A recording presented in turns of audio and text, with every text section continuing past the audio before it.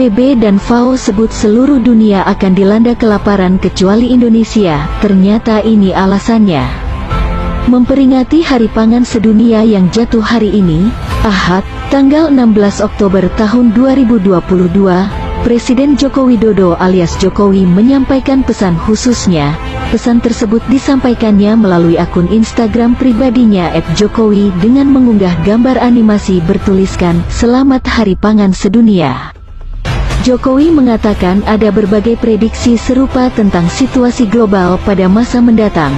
Sejumlah lembaga internasional seperti PBB dan Food and Agriculture Organization (FAO), kata Jokowi, menyampaikan akan ada banyak negara di dunia yang rakyatnya terancam menghadapi kerawanan pangan akut.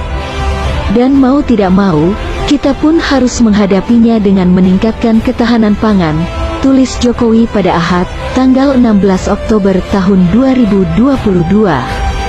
Hampir 3 tahun pandemi, lalu konflik dan perang di Ukraina, telah membawa dampak krisis ekonomi, energi, dan pangan ke seluruh dunia.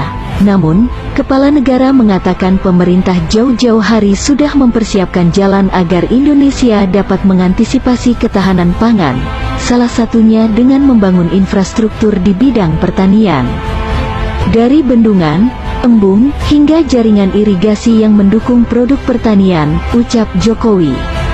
Langkah strategis Indonesia ini dipuji banyak negara, lantaran diketahui hanya Indonesialah yang mempunyai ketahanan pangan global, di mana hasil produksi pangan Indonesia disebut dapat memberi akses pangan untuk 20% populasi dunia.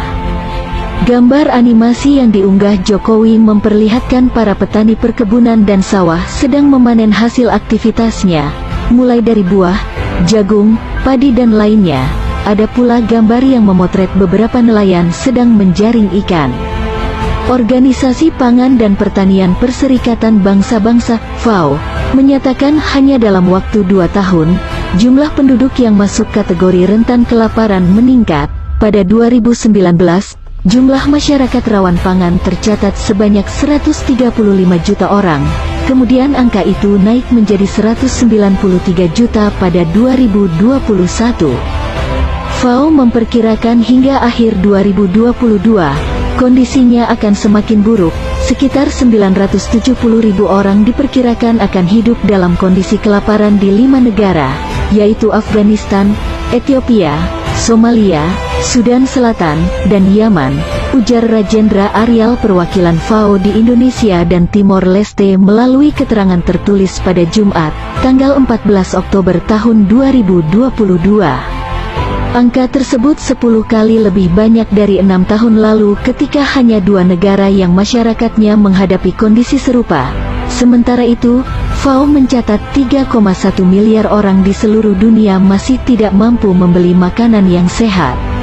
Menghadapi kondisi tersebut, Aryal berujar petani kecil dan nelayan harus diberdayakan sebagai pusat transformasi sistem pertanian pangan global. Namun seiring dengan itu menurutnya, Indonesia membutuhkan sistem pekerjaan dan layanan di perdesaan yang lebih layak.